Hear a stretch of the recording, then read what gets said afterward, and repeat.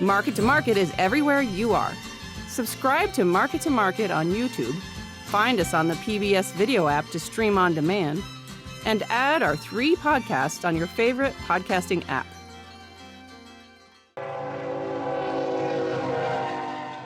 The nation's 7,000 daily freight trains will continue to run as a national railroad strike was likely averted early Thursday morning.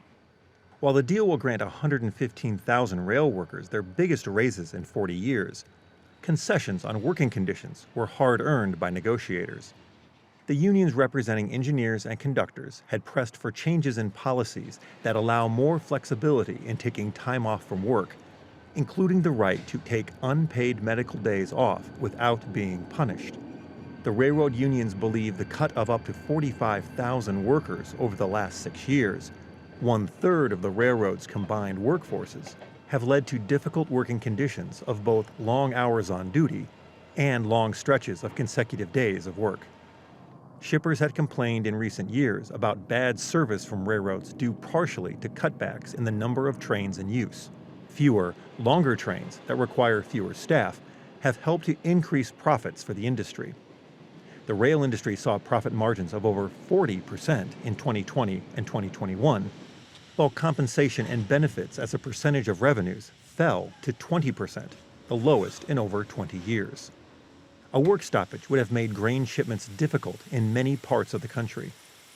There's a lot of areas of this country where your option for transportation is rail, and it's rail. That's your only option. And maybe some areas of the country where you're close to the inland waterway system, you can move some freight at the margins to the river, but that's only limited. Economists had estimated a shutdown of the rail system in the U.S. would have cost the economy up to $2 billion per day.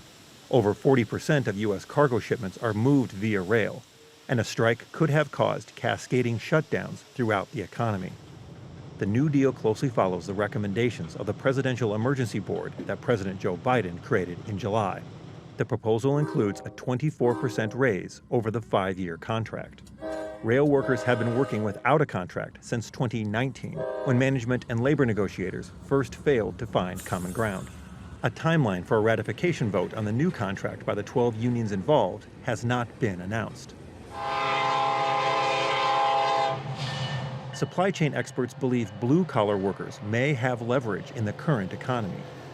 For many decades, we have neglected the class that do the basic activities, like farmers, like truck drivers, like railroad workers, because we treat them like they're commodities. If the cost is too high, you can find someone else to do the job. But things have changed. For Market to Market, I'm Peter Tubbs.